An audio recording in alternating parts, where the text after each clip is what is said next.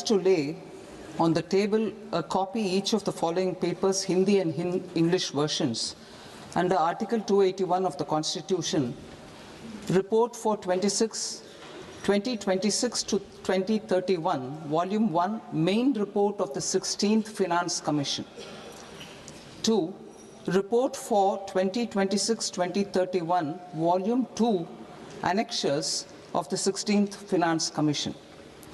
Number 3, explanatory memorandum as to the action taken on the recommendations contained in the above report. Item number 2, माननीय वित्त मंत्री Nirmala Sitharaman ji.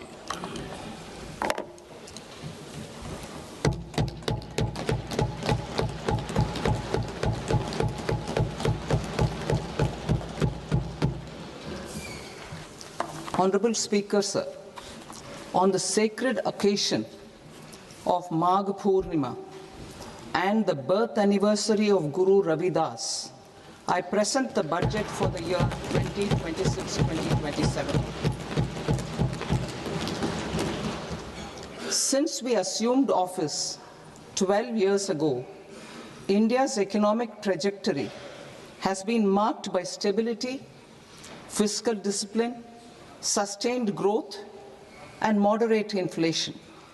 This is the result of conscious choices we have made, even in times heightened uncertainty and disruption.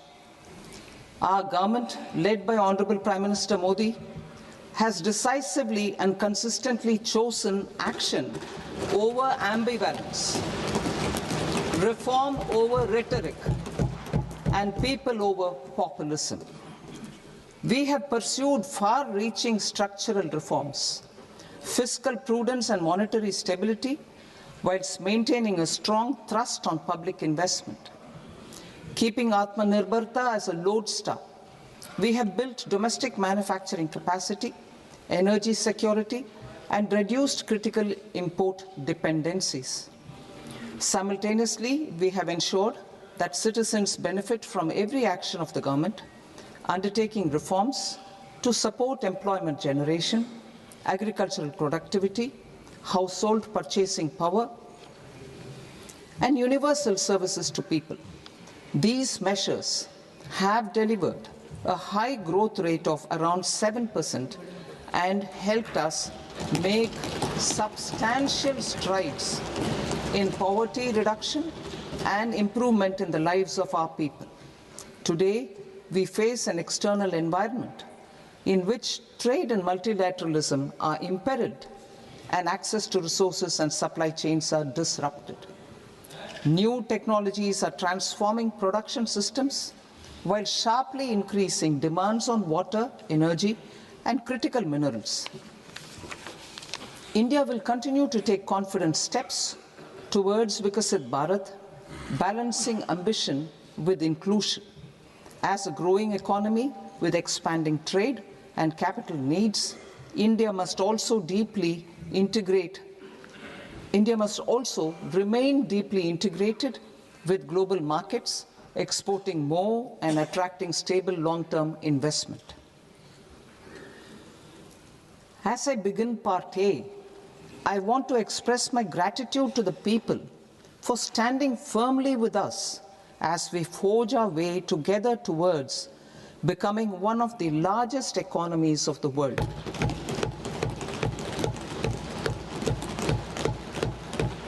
Our aim is to transform aspiration into achievement and potential into performance as we ensure that the dividends of growth reach every farmer, the scheduled caste, the scheduled tribes, the nomads, the youth, the poor, and the women. In Vikasit Bharat Young Leaders Dialogue 2026, several innovative ideas were shared with our Prime Minister, which have inspired many of the proposals, making this a unique Yuva Shakti-driven budget. Our government's sankalp is to focus on our poor, underprivileged, and the disadvantaged. To deliver on this sankalp, And given that this is the first budget prepared in Kartavya Bhavan, we are inspired by three Kartavya. Our first Kartavya is to accelerate and sustain economic growth by enhancing productivity and competitiveness and building resilience to volatile global dynamics.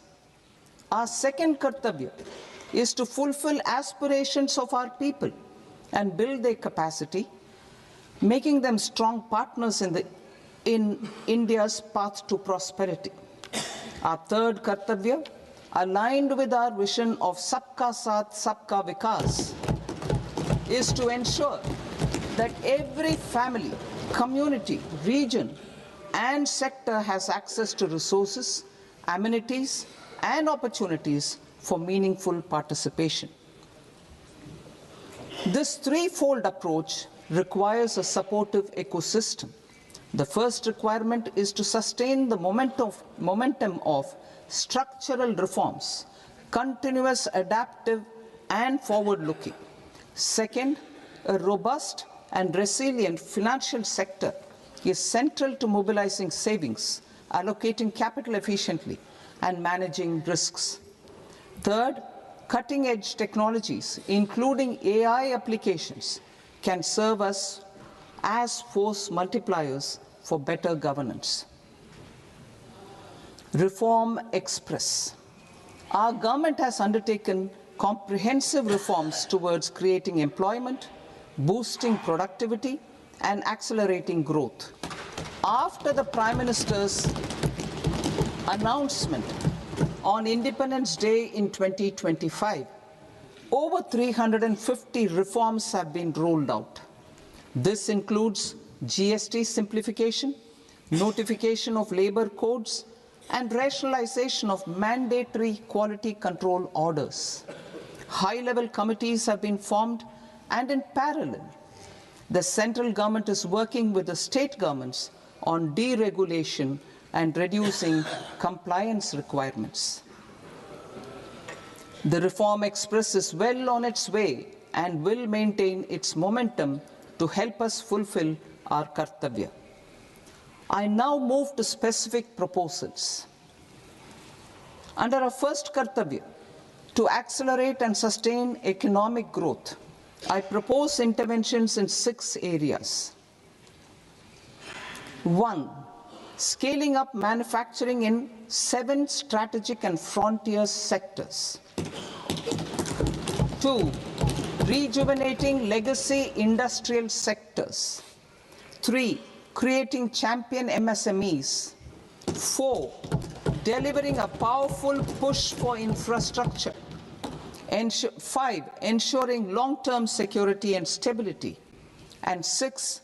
Developing city economic regions. Scaling up of manufacturing in 7 strategic and frontier sectors. Biopharma Shakti, meaning biopharma strategy for health advancement through knowledge, technology, and innovation. India's disease burden is observed to be shifting towards non-communicable diseases like diabetes, cancer, and autoimmune disorders. Biologic medicines are key to longevity and quality of life at affordable costs. To develop India as a global biopharma manufacturing hub,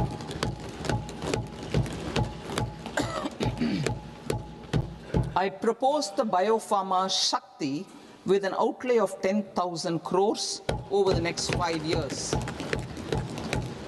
This will build the ecosystem for domestic production of biologics and biosimilars. The strategy will include a biopharma-focused network with 3 new national institutes of pharmaceutical education and research, popularly known as NIPERs, and upgrading 7 existing ones. It will also create a network of 1,000 accredited India clinical trials sites We propose to strengthen the Central Drug Standard Control Organization to meet global standards and approve timeframes through and approval timeframes through a dedicated scientific review cadre and specialists. India's Semiconductor Mission 1.0 expanded India's semiconductor sector capabilities.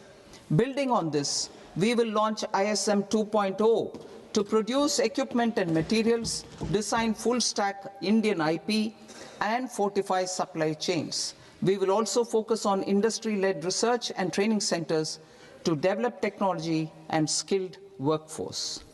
The Electronics Components Manufacturing Scheme, launched in April 2025 with an outlay of 22,919 crores, already has investment commitments at double the targets. We propose to increase the outlay to 40,000 crores to capitalize on this momentum.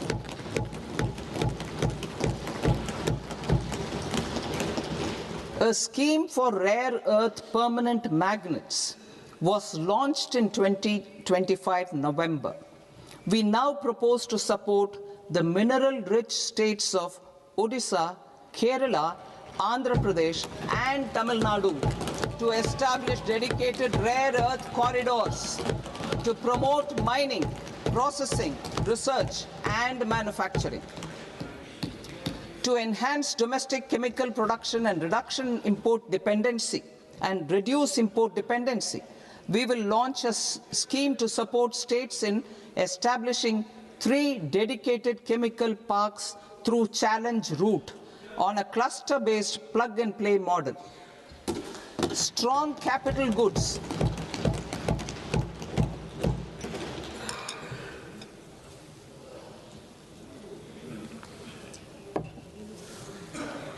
Strong capital goods capability is a determinant of productivity and quality across different sectors. Towards building this capacity, I propose the following. High-tech tool rooms will be established by central public sector enterprises at 2 locations as digitally enabled automated service bureaus that locally design, test, and manufacture high-precision components at scale and at lower cost. 2.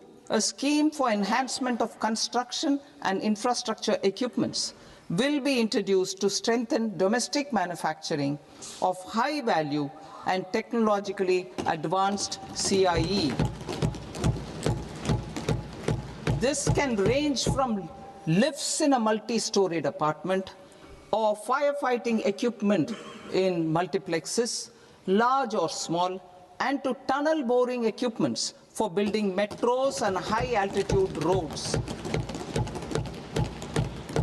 I also propose a scheme for container manufacturing to create a globally competitive container manufacturing ecosystem with a budgetary allocation of 10,000 crores over a 5-year period.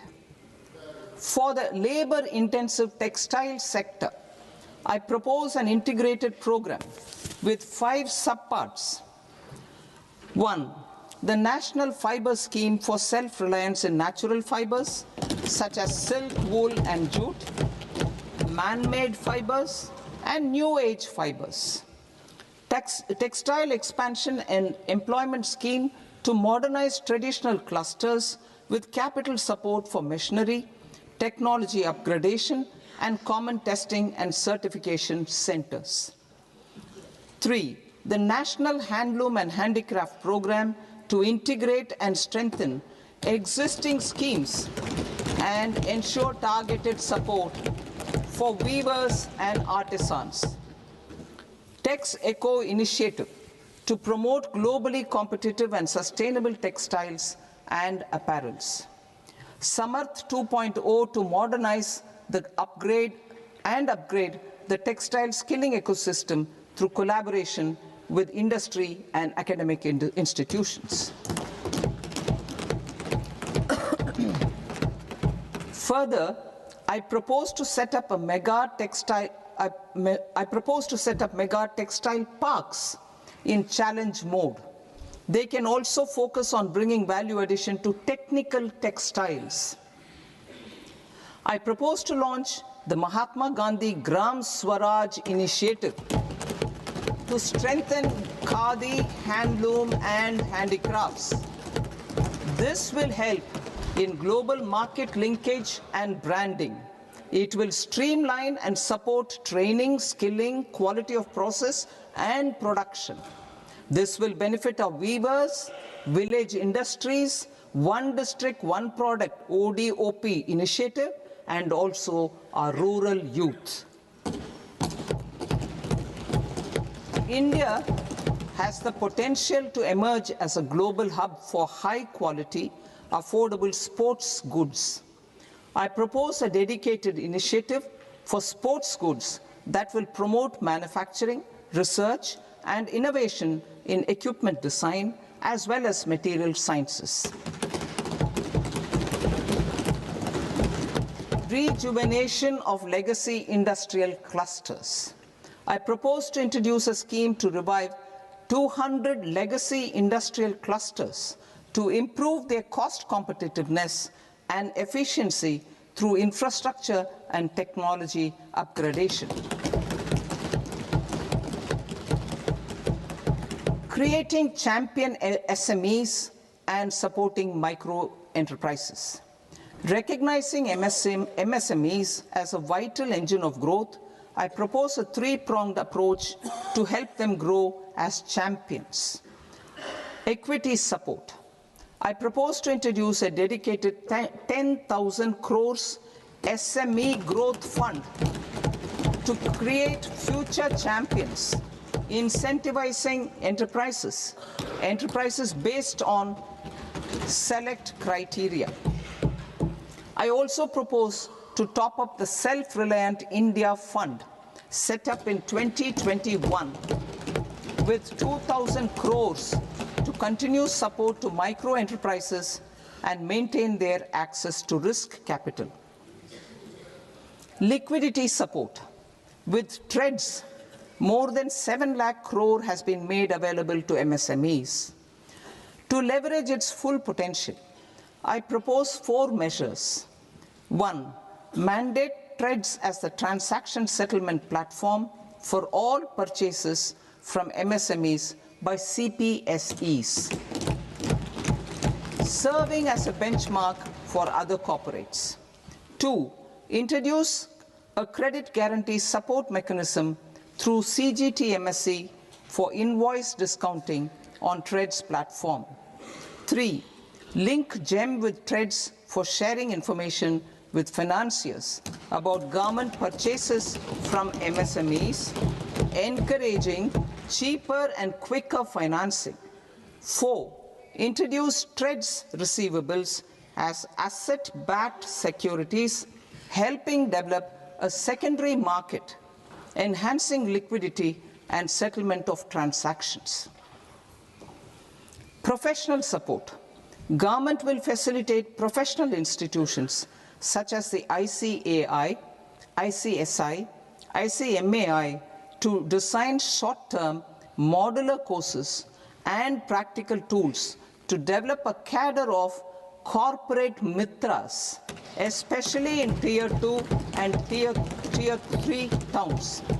These accredited para-professionals will help MSMEs meet compliance requirements at affordable costs. Infrastructure. During this past decade, our government has undertaken several initiatives for large-scale enhancement of public infrastructure, including through new financing instruments such as Infrastructure Investment Trust (InvITs) and Real Estate Investment Trust (REITs), and institutions like NIIF and NABFID. We shall continue to focus on developing infrastructure in cities with over 5 lakh population, that is Tier 2, Tier 3 cities, which have expanded to become growth centers. Public capital expenditure has increased manifold from 2 lakh crore in 2014-15 to an allocation of 11.2 lakh crore in BE 25-26. In this coming year, that is financial year 2026-27, I propose to increase it to 12.2 lakh crores to continue the momentum. To strengthen the confidence of private developers regarding risks during infrastructure development and construction phase, I propose to set up an infrastructure risk guarantee fund to provide prudentially calibrated partial credit guarantee to lenders. Over the years, RITES have emerged as a successful instrument for asset monetization. I propose to accelerate recycling of significant real estate assets of the CPSEs through the setting up of dedicated RITES. To promote environmentally sustainable movement of cargo, I propose to 1. Establish new dedicated freight corridors connecting Dankuni in the east to Surat in the west. Operationalize 20 new national waterways over the next 5 years, starting with National Waterways 5 in Orissa to connect mineral-rich areas of Talcher and Angul and industrial centers like Kalinga Nagar to the ports of Paradeep and Dhamra. Training institutes will be set up as regional centers of excellence for development of required manpower for these waterways. This will benefit youth in the entire stretch of the waterways to train and acquire skills. Further, a ship repair ecosystem catering to inland waterways will also be set up at Varanasi and Patna. And C, launch a coastal cargo promotion scheme for incentivizing a modal shift from rail to road to increase the share of inland waterways and coastal shipping from 6% to 12% by 2047. To enhance last mile and remote connectivity and promote tourism, I propose to give incentives to indigenize manufacturing of seaplanes. A seaplane VGF scheme will be also introduced to provide support for operations. Carbon capture, utilization and storage. Aligning with the roadmap launched in December 2025, the carbon capture, utilization and storage technologies at scale will achieve higher readiness and in end-use application across 5 industrial sectors, including power, steel, cement, refineries, and chemicals. An outlay of 20,000 crore is proposed over the next 5 years for this purpose. City economic regions. Cities are India's engines of growth, innovation, and opportunities. We shall now focus on Tier 2, Tier 3 cities, and even temple towns, which need modern infrastructure and basic amenities. This budget aims to further amplify the potential of cities to deliver the economic power of agglomerations by mapping city economic regions based on their specific growth drivers. An allocation of 5,000 crore per CER over 5 years is proposed for implementing their plans through a challenge mode with a reform-cum-result-based financing mechanism. In order to promote environmentally sustainable passenger systems, we will develop 7 high-speed rail corridors between cities as growth connectors, namely Mumbai to Pune, Pune to Hyderabad, Hyderabad to Bengaluru, Hyderabad to Chennai, Chennai to Bengaluru, Delhi to Varanasi, Varanasi to Siliguri.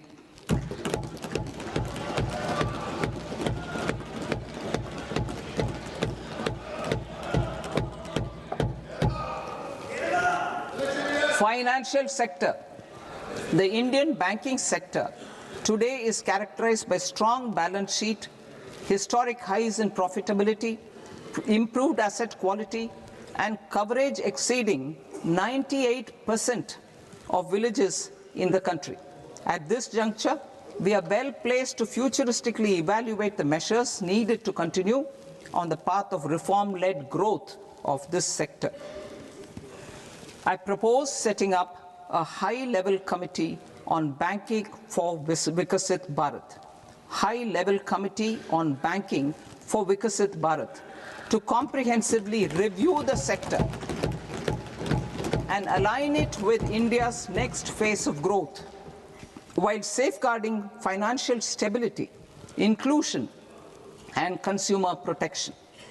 The vision for NBFCs for Vikasit Bharat has been outlined with clear targets for credit disbursement and technology adoption in order to achieve scale and improve efficiency in the public sector NBFCs. As a first step, it is proposed to restructure the Power Finance Corporation and Rural Electrification Corporation. I propose a comprehensive review of the foreign exchange management non-debt instruments rules to create a more contemporary, user-friendly framework for foreign investments consistent with India's evolving economic priorities. Corporate bond market.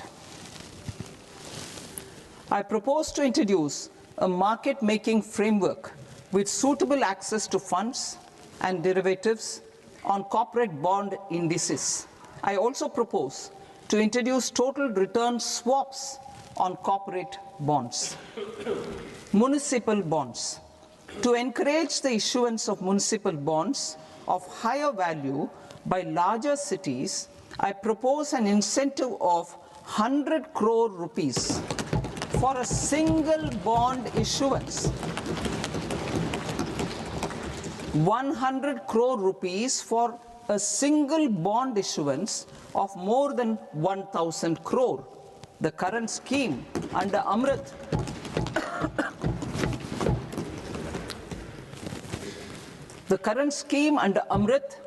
which incentivizes issuances up to 200 crores only, will also continue to support smaller and medium towns. That will also continue to support the smaller and medium towns. Ease of doing business. Individual persons resident outside India, PROI, will be permitted to invest in equity instruments of listed Indian companies through the portfolio investment scheme. It is also proposed to increase the investment limit for an individual PROI under the scheme from 5% to 10%, with an overall investment limit for all individual PROIs to 24% from the current 10%. Emerging technologies including AI. 21st century is technology-driven. Adoption of technology is for the benefit of all people. Farmers in the field, women in STEM, youth keen to upskill, and Divyangjan to access newer opportunities. The government has taken several steps to support new technologies through AI Mission, National Quantum Mission, Anusandhan National Research Fund, and Research and Development and Innovation Fund. Our second kartavya is to fulfill aspirations and build capacities. Close to 25 crore individuals have come out of multi-dimensional poverty through a decade of our government's sustained and reform-oriented efforts.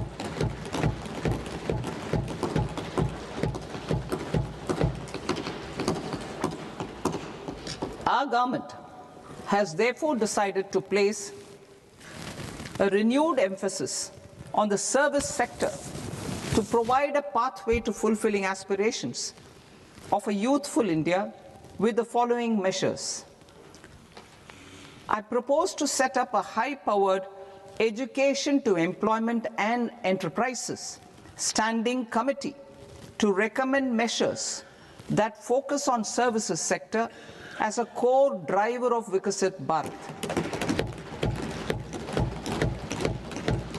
This will make us a global leader in services with a 10% global share by 2047.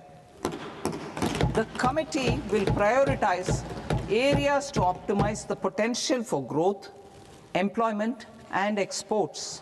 They will also assess the impact of emerging technologies, including AI, on jobs and skill requirements and propose measures thereof.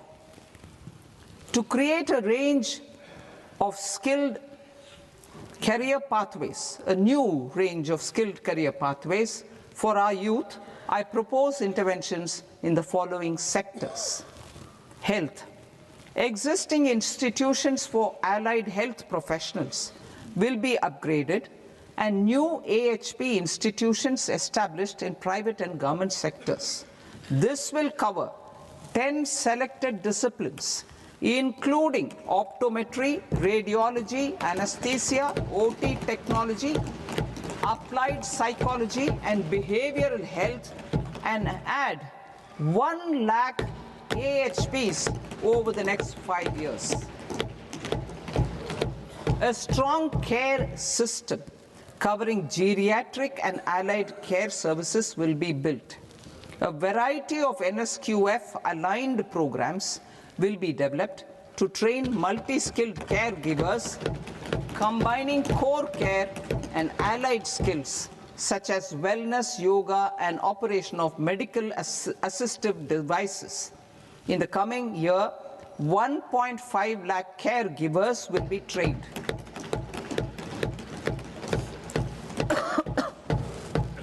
Hubs for medical value tourism.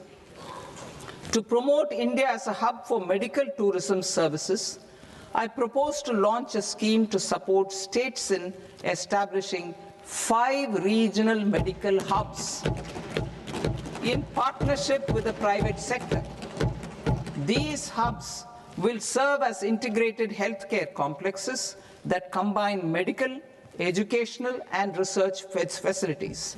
They will have Ayush centers, medical value tourism facilitation centers, and infrastructure for diagnostics, post-care, and rehabilitation.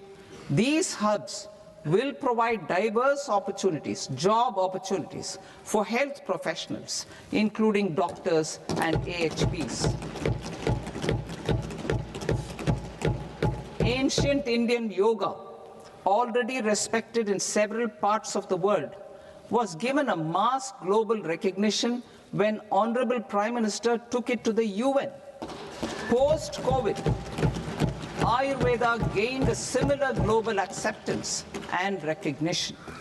Exporting quality Ayurveda products helps farmers who grow the herbs and youth who process the products.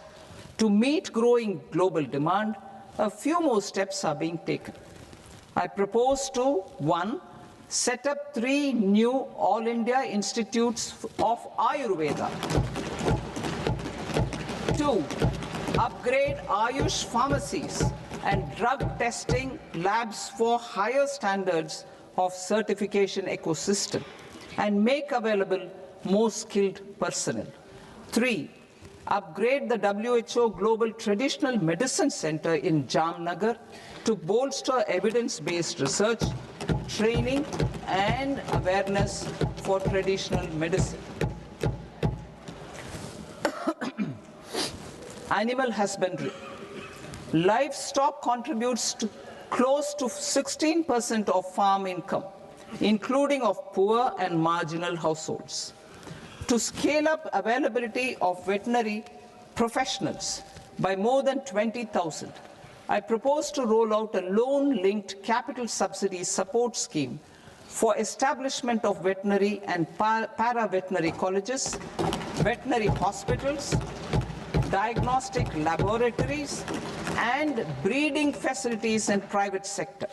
Collaboration between Indian and foreign institutions will also be facilitated. Orange economy. India's animation, visual effects, gaming and comics sector, ABGC sector, is a growing industry projected to require 2 million professionals by 2030. I propose to support the Indian Institute of Creative Technologies, Mumbai, in setting up ABGC content creator labs in 15,000 secondary schools all over the country and 500 colleges. The Indian design industry is expanding rapidly, and yet there is a shortage of Indian designers. I propose to establish, through Challenge Route, a new National Institute of Design to boost design education and development in the eastern region of India. Education. Our government will support states through Challenge Route in creating 5 university townships in the vicinity of major industrial and logistics corridors. These planned academic zones will host multiple universities, colleges, and research institutions, skill centers, and residential complexes. In higher education, STEM institutions, prolonged hours of study and laboratory work pose some challenges for girl students.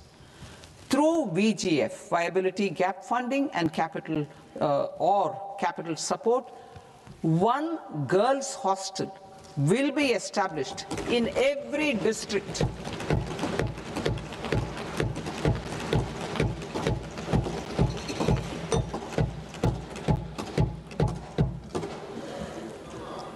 To promote astrophysics and astronomy via immersive experiences. 4 telescope infrastructure facilities will be set up or upgraded. The National Large Solar Telescope, the National Large Optical Infrared Telescope, the Himalayan Chandra Telescope, and the Cosmos 2 Planetarium. Tourism. The tourism sector has the potential to play a large role in the employment generation, forex earnings, and expanding the local economy. I propose to set up a National Institute of Hospitality by upgrading the existing National Council for Hotel Management and Catering Technology. It will function as a bridge between academia, industry, and government. I also propose a pilot scheme for upskilling 10,000 guides in 20 iconic tourist sites through a standardized, high-quality, 12-week training course in hybrid mode in collaboration with the Indian Institute of Management. A national destination digital knowledge grid will be established to digitally document all places of significance, cultural, spiritual, and heritage. This initiative will create a new ecosystem of jobs for local researchers, historians, content creators, and technology partners. India has the potential and opportunity to offer world-class trekking and hiking experience. We will develop ecologically sustainable mountain trails in Himachal Pradesh, Uttarakhand, and Jammu Kashmir. Also in Araku Valley in the Eastern Ghats and Podigai Malai in the Western Ghats. Turtle trails along key nesting sites in the coastal areas of Odisha, Karnataka, and Kerala. And 3 bird watching trails along the Pulikat Lake in Andhra Pradesh, Tamil Nadu. It's on the border. Under the visionary leadership of Honorable Prime Minister, we established the International Big Cat Alliance in 2024. This year, India is hosting the first ever Global Big Cat Summit, where heads of governments and ministers from 95 range countries will deliberate on collective strategies for conservation. Heritage and culture tourism. I propose to develop 15 archaeological sites, including Lothal, Dholavira, Rakhigarhi, Adichanallur, Saranath, Hastinapur, and Leh Palace into vibrant experiential cultural destinations. Excavated landscapes will be open to the public through curated walkways. Immersive storytelling skills and technologies will be introduced to help conservation labs, interpretation centers, and guides. The sports sector provides multiple means of employment, skilling, and job opportunities. Taking forward the systematic nurturing of sports talent, which is set in motion through the Khelo India program earlier, I propose to launch a Khelo India mission to transform the sports sector over the next decade. The mission will facilitate an integrated talent development pathway supported by training centers, which are foundational, intermediate, and elite levels. B, systematic development of coaches and support staff. C, integration of sports science and technology. D, competitions and leagues to promote sports culture and provide platforms.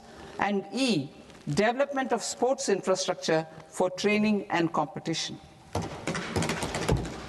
Our third Kartavya aligns with our vision of Sabka Saath, Sabka Vikas towards Vikasit Bharat. This requires targeted efforts for 1, increasing farmer incomes through productivity enhancement and entrepreneurship, with special attention to small and marginal farmers. B, empowering Divyangjan through access to livelihood opportunities, training, and high-quality assistive devices. C, empowering the vulnerable to access mental health and trauma care. D, focus on the Purvodaya states and the Northeast region to accelerate development and employment opportunities. Fisheries. We will undertake initiatives for integrated development of 500 reservoirs and Amrit Sarovars. 2, strengthen the fisheries value chain in coastal areas and enable market linkages involving startups and women-led groups together with fish farmer producer organizations. Animal husbandry. To provide quality employment opportunities in rural and peri-urban areas, we will support the animal husbandry sector in entrepreneurship development through A, credit-linked subsidy program, B, scaling up and modernization of livestock enterprises, C, enhanced creation of livestock, dairy, and poultry, enhanced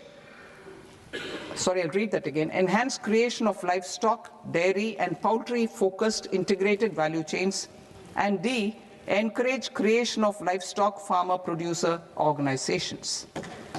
High-value agriculture. To diversify farm outputs, increase productivity, enhance farmers' incomes, and create new employment opportunities, we will support high-value crops such as coconut, sandalwood, cocoa, cashew in the coastal areas, agar trees in northeast, and nuts such as almonds, walnuts, and pine nuts in our hilly regions. All of them will be supported. India is the world's largest producer of coconuts. About 30 million people, including nearly 10 million farmers, depend on coconuts for their livelihood.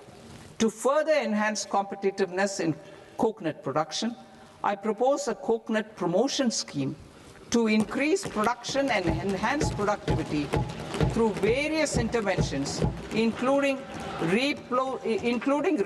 replacing and non-productive trees with new saplings or plants or varieties in major coconut growing states.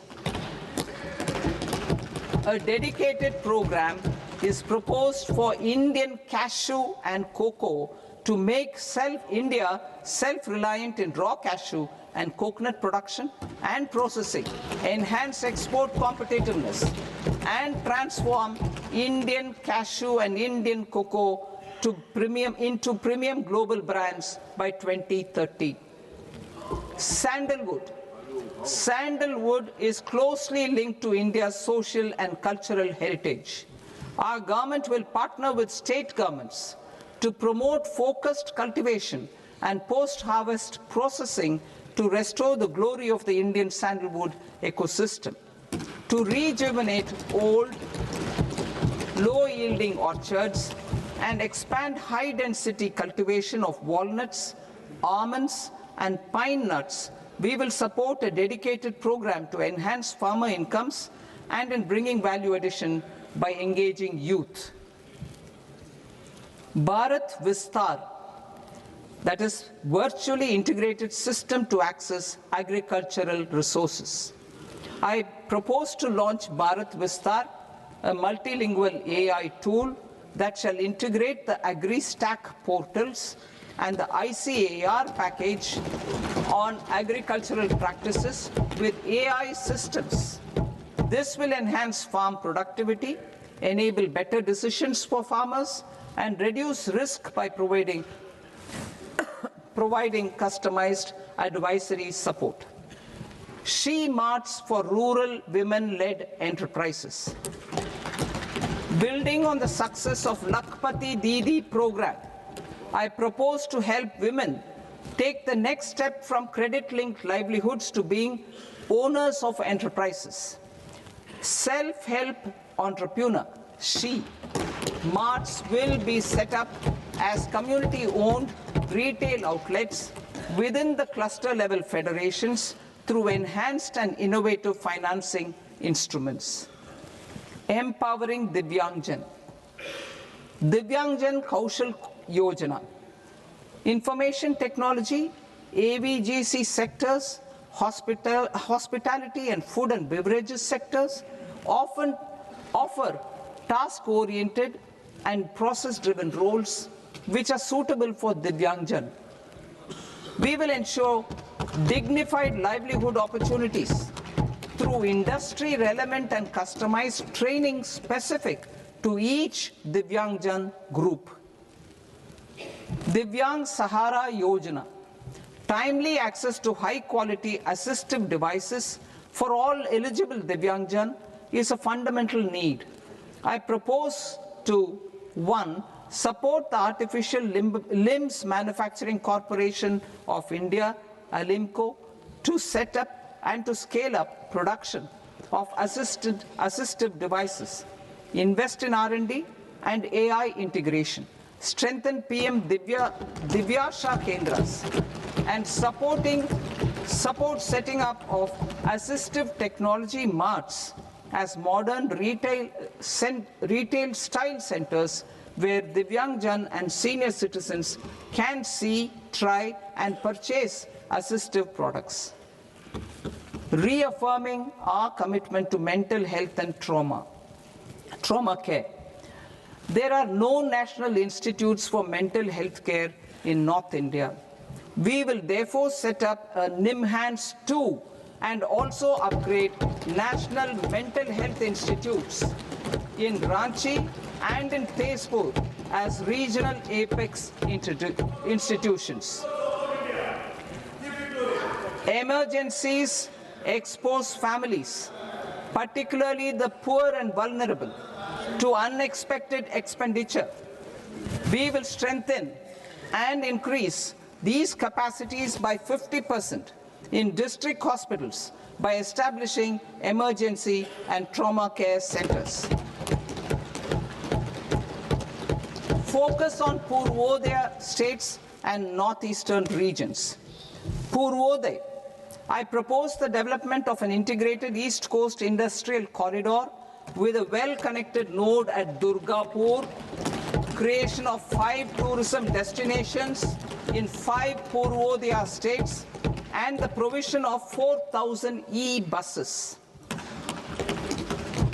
Buddhist sites in northeastern region.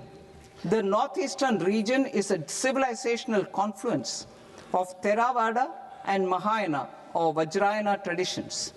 I propose to launch a scheme for development of Buddhist circuits in Arunachal Pradesh, Sikkim, Assam, Manipur, Mizoram, and Tripura. The scheme will cover preservation of temples and monasteries, pilgrimage interpretation centers, connectivity, and pilgrim amenities. 16th Finance Commission. On 17th November 2025, the 16th Finance Commission submitted its report to the President. As mandated under Article 281 of the Constitution, the government is to lay the report along with the explanatory memorandum on the action taken report on the recommendations of the Commission in Parliament, which, Sir, Honourable Speaker, you've allowed me to do at the commencement of this session. The government has accepted the recommendation of the Commission to retain the vertical share of devolution at 41%. As recommended by the Commission, I have provided 1.4 lakh crores of rupees to the states for the year 2026-2027 as Finance Commission grants. These include rural and urban local body and disaster management grants. Fiscal consolidation. Government has been delivering on our fiscal commitments consistently without compromising on social needs. To strive towards accepted standards of fiscal management in Budget 25-26, I had indicated that the central government would target reaching a debt-to-GDP ratio of 50 plus or minus 1% by 2030-31. In line with this, the debt-to-GDP ratio is estimated to be 55.6% of GDP in BE 26-27. compared to 56.1% of GDP in RE 25-26. A declining debt-to-GDP ratio will gradually free up resources for priority sector lending and expenditure by reducing the outgo on interest payments. One of the main operational instruments for debt targeting is the fiscal deficit. I am happy to inform this august House that I fulfilled my commitment made in 2021-2022 to reduce fiscal deficit below 4.5% of GDP by 25-26. In RE 25-26, the fiscal deficit has been estimated at par with BE of 2025-26 at 4.4% of GDP. In line with the new fiscal prudence path of debt consolidation, the fiscal deficit in BE 26-27 is estimated to be 4.3% of the GDP.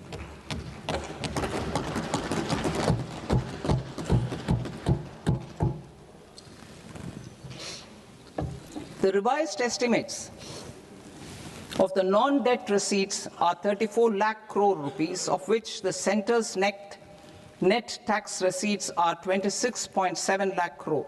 The revised estimate of the total expenditure is 49.6 lakh crore rupees, of which the capital expenditure is about 11 lakh crores. Budget estimates 2026 to 2027.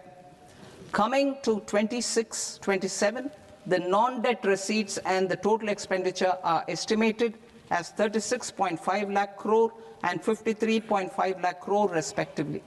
The centre's net tax receipts are estimated at 28.7 lakh crore rupees. To finance the fiscal deficit, the net market borrowings from dated securities are estimated at 11.7 lakh crore rupees. The balance financing is expected to come from small savings and other sources.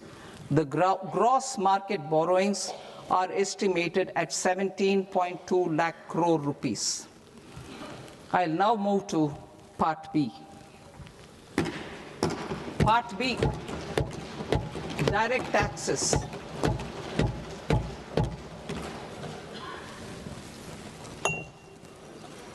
Honorable Speaker, sir, I now present my proposals on direct taxes. New Income Tax Act. In July 2024, I announced a comprehensive review of the Income Tax Act 1961. This was completed in a record time, and the Income Tax Act 2025 will come into effect from 1st April 2026. The simplified income tax rules and forms will be notified shortly, giving adequate time to taxpayers to acquaint themselves with its requirements. The forms have been redesigned such that ordinary citizens can comply without difficulty. Ease of living. I propose that any interest awarded by the Motor Accident Claims Tribunal to a natural person will be exempt from income tax, and any TDS on this account will be done away with. I propose to reduce TCS rate on the sale of overseas tour program package from the current 5% and 20% to 2% without any stipulation of amount. I propose to reduce TCS rate for pursuing education and for medical purposes under the Liberalized Remittance Scheme, popularly known as LRS, from 5% to 2%. Supply of manpower services is proposed to be specifically brought within the ambit of payment to contractors for the purpose of TDS to avoid ambiguity. Thus, TDS on these services will be at the rate of either 1% or 2% only. I propose a scheme for small taxpayers, wherein a rule-based automated process will enable obtaining a lower or nil deduction certificate instead of filing an application with the assessing officer. For the ease of taxpayer holding securities in multiple companies, I propose to enable depositories to accept Form 15G or Form 15H from the investor and provide it directly to various relevant companies. I propose to extend time available for revising returns from 31st December to up to 31st March with the payment of a nominal fee. I also propose to stagger the timeline for filing of tax returns. Individuals with ITR 1 and ITR 2 returns will continue to file till 31st July, and non-audit business cases or trusts are proposed to be allowed time till 31st August. TDS on sale of immovable property by a non-resident is proposed to be deducted and deposited through resident buyers and his or her PAN-based challan instead of requiring a TAN, which is a temporary accounting number. To address practical issues of small taxpayers like students, young professionals, tech employees, relocated NRIs, and such others, I propose to introduce a one-time 6-month foreign asset disclosure scheme for these taxpayers to disclose income or assets below a certain size. This scheme would be applicable for two categories of taxpayers, namely, A, who did not disclose their overseas income or assets, and B, who disclosed their overseas income and or paid due tax but could not declare the asset acquired. For category A, the limit of undisclosed income or asset is proposed to be up to 1 crore rupees. they need to pay 30% of fair market value of asset or 30% of undisclosed income as tax and 30% as additional income tax in lieu of penalty and would thereby get immunity from prosecution. For category B, asset value is proposed to be up to 5 crore rupees. Here, immunity from both penalty and prosecution will be available with a payment of fee of 1 lakh rupees. Rationalizing penalty and prosecution. Multiplicity of proceedings are hindrance to the ease of doing business. I propose to integrate assessment and penalty proceedings by way of a common order for both. There will be no interest liability on the taxpayer on the penalty amount for the period of appeal before the first appellate authority, irrespective of the outcome of appeal process. Further, quantum of prepayment is being reduced from 20% to 10% and will continue to be calculated only on core tax demand. As an additional measure for reducing litigation, I propose to allow taxpayers to update their returns even after reassessment proceedings have been initiated, and an additional 10% tax rate over and above the rate applicable for the relevant year. The assessing officer will then use only this updated return in his proceedings. There is already a framework for immunity from penalty and prosecution in the cases of underreporting. I propose to apply this framework for immunity to misreporting too. However, in such a case, the taxpayer will need to pay 100% of the tax amount as an additional income tax over and above the tax and interest due. Penalties for certain technical defaults, such as failure to get accounts audited, non-furnishing of transfer pricing audit report, and default in furnishing statement for financial transactions are proposed to be converted into fee.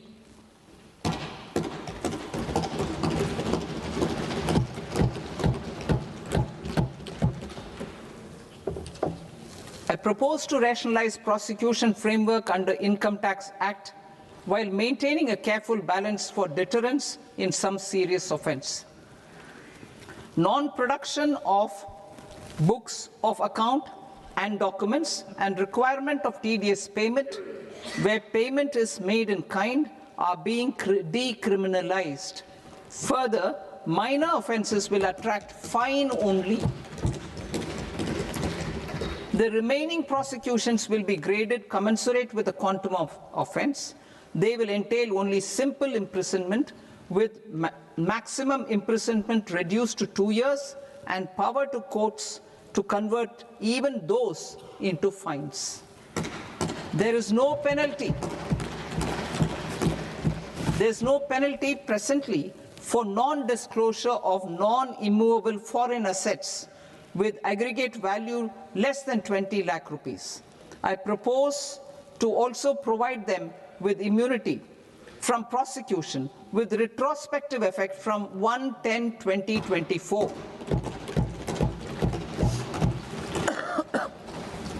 Cooperatives.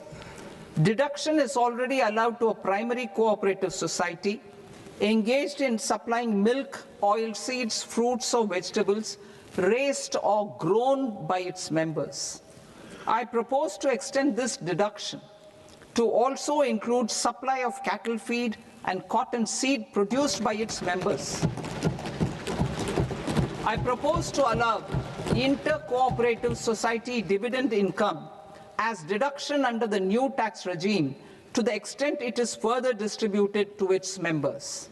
I further propose to allow exemption for a period of 3 years to dividend income received by a notified national cooperative federation on their investments made in companies up to 31/1/2026. This exemption would be allowed only for dividends further distributed to its member cooperatives. Supporting IT sector as India's growth engine. India is a global leader in software development services, IT-enabled services, knowledge process outsourcing services, and contract R&D services relating to software development. These businesses and their segments are quite interconnected with each other. All these services are proposed to be clubbed under a single category of information technology services with a common safe harbor margin of 15.5% applicable to all. The threshold for availing safe harbor for IT services is being enhanced substantially from 300 crore rupees to 2,000 crore rupees. Safe harbor for IT services shall be approved by an automated rule-driven process without any need for tax officer to examine and accept the application. Once applied by an IT services company, the same safe harbor can be continued for a period of 5 years at a stretch at its choice. For IT services companies who want to conclude advanced pricing agreement, APA, I propose to fast-track unilateral APA process for IT services and endeavor to conclude it within a period of 2 years. The period of 2 years can be extended by a further period of 6 months on taxpayers' request. I propose to extend the facility of modified returns available to the entity entering APA to its associated entities also. Attracting global business and investment. Recognizing the need to enable critical infrastructure and boost investment in data centers, I propose to provide tax holiday till 2047 to any foreign company that provides cloud services to customers globally by using data center services from India. It will, however, need to provide services to Indian customers through an Indian reseller entity. I also propose to provide a safe harbor of 15% on cost in case the company providing data center services from India is a related entity.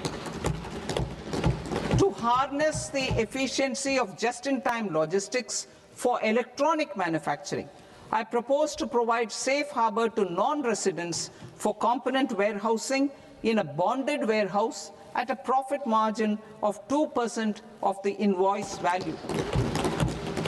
The resultant tax of about 0.7% will be much lower than in competing jurisdictions. To provide fillip to toll manufacturing in India, I propose to provide exemption from income tax for 5 years to any non-resident who provides capital goods, equipment, or tooling to any toll manufacturer in a bonded zone. To encourage vast pool of global talent to work in India for a longer period of time, I propose to provide exemption to global, non-India sourced income of a non-resident expert for a stay period of 5 years under notified schemes. I propose to provide exemption from minimum alternate tax, the MAT, to all non-residents who pay tax on presumptive basis. Tax administration. I propose to constitute a joint committee of Ministry of Corporate Affairs and Central Board of Direct Taxes for incorporating the requirements of income computation and disclosure standards, the ICDS, in the Indian Accounting Standards, IND AS itself. Separate accounting requirement based on ICDS will be done away with from the tax year 27-28. To support Prime Minister Modi's vision of homegrown accounting and advisory firms to become global leaders, I propose to rationalize the definition of accountant for the purposes of safe harbor rules. Other tax proposals. Change in taxation of buyback was brought in to address the improper use of buyback route by promoters. In the interest of minority shareholders, I propose to tax buyback for all types of shareholders as capital gains. However, to disincentivize misuse of tax arbitrage, promoters will pay an additional buyback tax. This will make effective tax 22% for corporate promoters. For non-corporate promoters, the effective tax will be 30%. TCS rate for sellers of specific goods, namely alcoholic liquor, scrap, and minerals, will be rationalized to 2%, and that on Tendu leaves will be reduced from 5% to 2%. I propose to raise the STT on futures to 0.05% from the present 0.02%. STT on options premium and exercise of options are both proposed to be raised to 0.15% from the present rate of 0.1% and 0.125% respectively. We reformed the taxation landscape for corporates in 2019 by providing them a simplified regime with lower tax rate so that they could productively focus on business rather than on claim of deductions and exemptions. To encourage companies to shift to the new regime, set-off of brought forward MAT credit, minimum alternate tax credit, is proposed to be allowed to companies only in the new regime. Set-off using available MAT credit is proposed to be allowed to an extent of 1/4 of the tax liability in the new regime. MAT is proposed to be made final tax, so there will be no further credit accumulation from 1st April 2026. In line with this change, the rate of final tax is being reduced to 14% from the current MAT rate of 15%. The brought forward MAT credit of taxpayers accumulated till 30th March 2026 will continue to be available to them for set-off as above. Indirect taxes. I shall now take up proposals related to indirect taxes.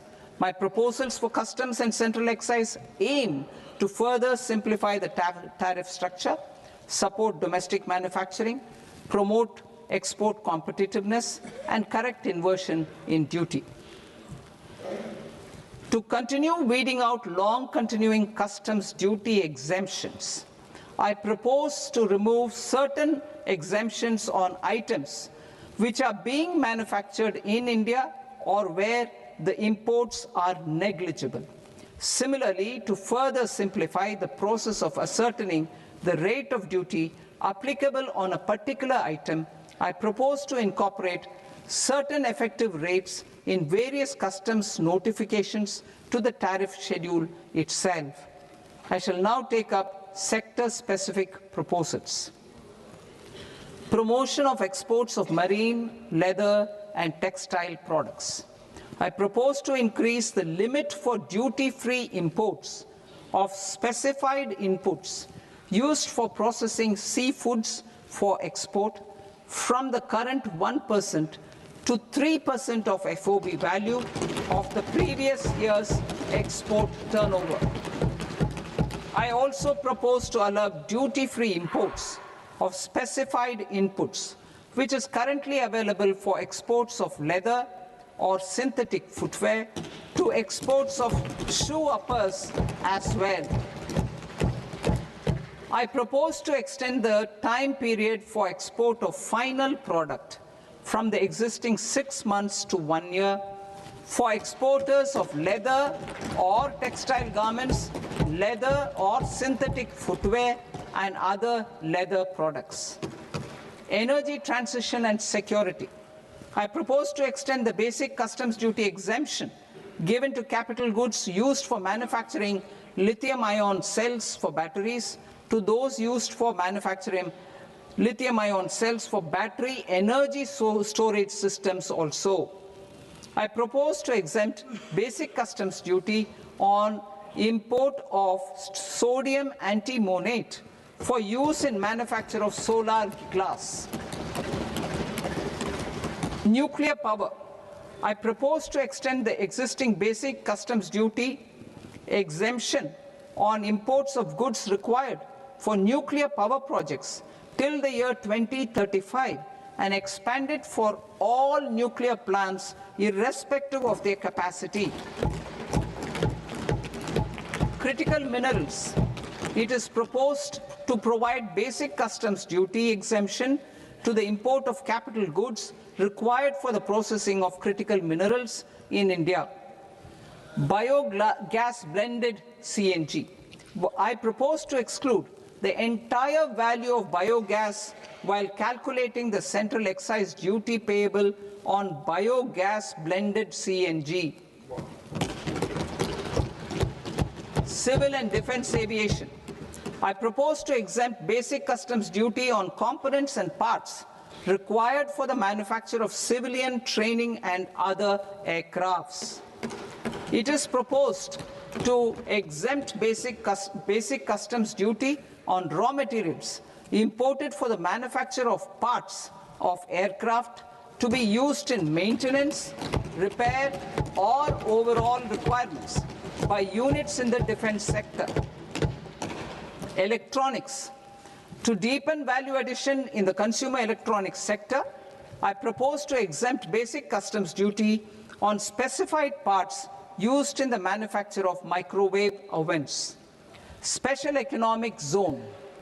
To address the concerns arising about utilization of capacity by manufacturing units in the special economic zones due to global trade disruptions, I propose as a special one-time measure to facilitate sales by eligible manufacturing units in SEZs to the domestic tariff area at concessional rates of duty.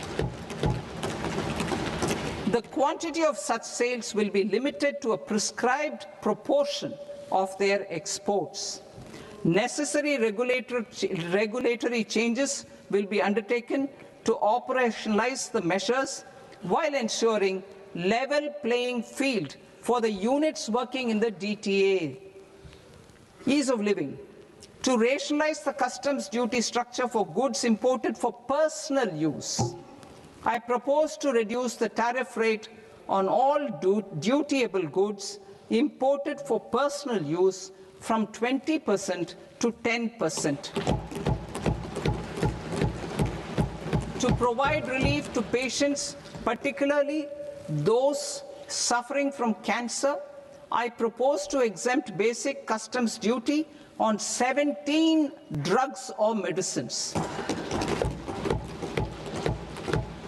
I propose also to add 7 more rare diseases for the purposes of exempting import duties on personal imports of drugs, medicines, and food for special medical purposes used in their treatment. Customs process.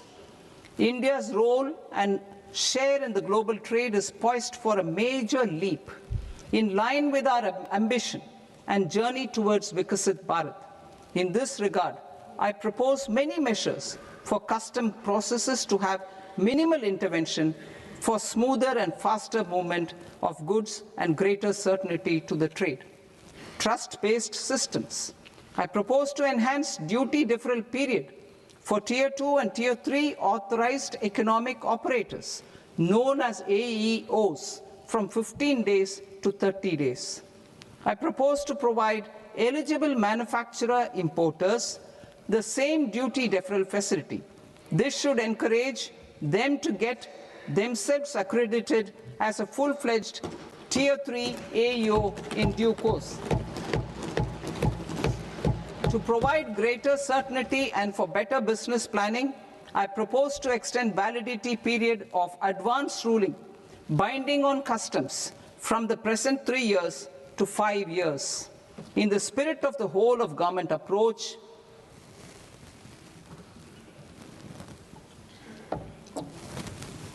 Government agencies will be encouraged to leverage AEO accreditation for preferential treatment in clearing their cargo.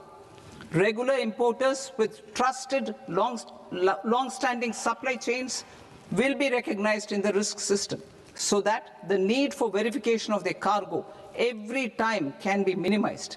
Export cargo using electronic sealing.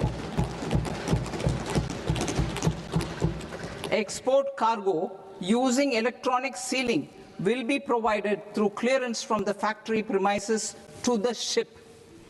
For import of goods not needing any compliance, filing of bill of entry by a trusted importer and arrival of goods will automatically notify customs for completing their clearance formalities.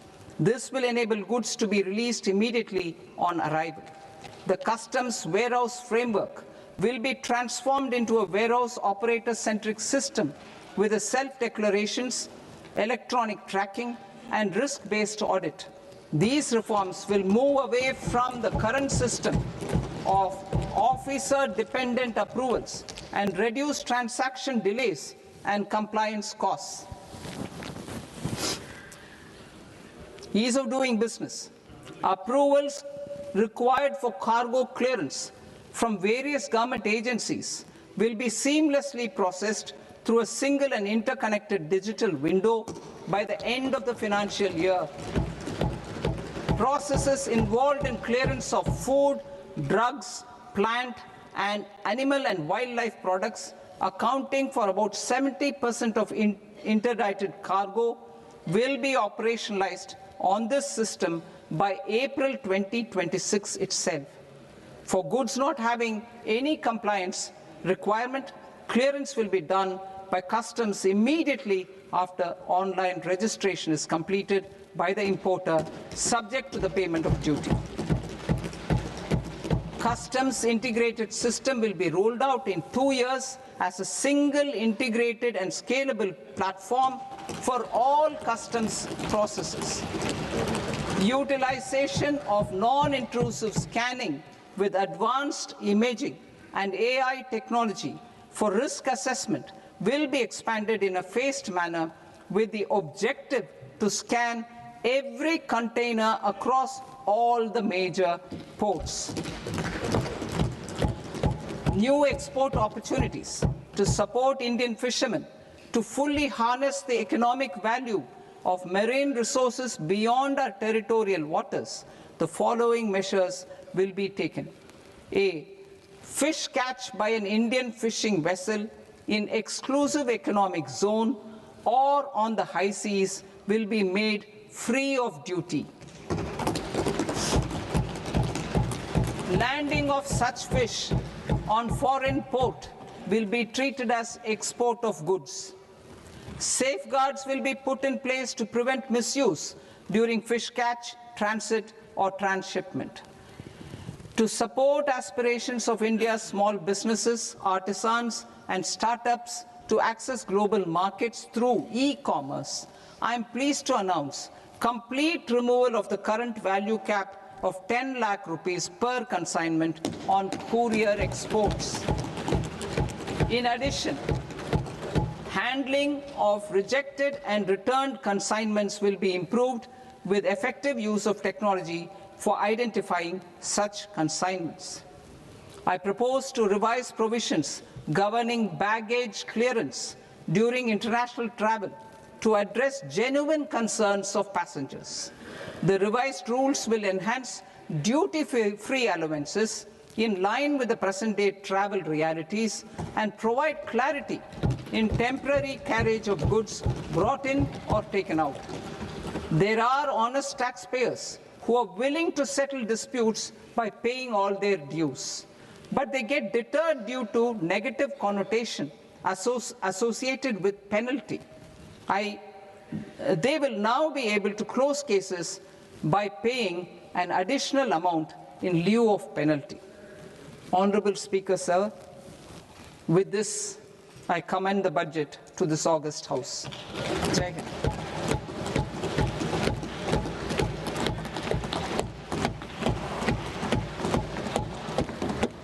1.5 hours.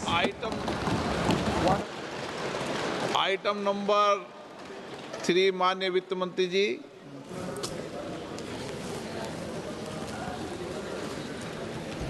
Item number 2, sir. 3। Sir, with your permission, I rise to lay on the table of the following statements under Section 3, 1 of the Fiscal Responsibility and Budget Management Act of 2003, medium-term fiscal policy cum fiscal policy strategy statement, and macroeconomic framework statement. Item number 4 माननीय वित्त मंत्री जी। Sir, with your permission, I move for leave to introduce the Finance Bill 2026. प्रश्न ये कि विधेयक को पुनर्स्थापित करने की अनुमति प्रदान की जाए। जो सदस्य इस पक्ष में हाँ गए, जो सदस्य विरोध में ना गए, मेरे विचार में निर्णय हाँ वालों के पक्ष में, हाँ वालों के पक्ष में अनुमति प्रदान की जाती है। माननीय मंत्री जी, अब विधेयक पुनर्स्थापित करें। Sir, I introduce the bill. माननीय सदस्यगण, आपको सूचित किया जाता है कि माननीय वित्त मंत्री जी के बजट भाषण की कॉपी पब्लिकेशन काउंटर पर ली जाती है। बजट भाषण और बजट से संबंधित दस्तावेज आपके मोबाइल फोन और मेंबर पोर्टल्स पर ही उपलब्ध है। सभा की कार्रवाई कल सोमवार दिनांक 2 फरवरी 2026 को प्राप्त 11 बजे तक के लिए स्थगित की जाती है।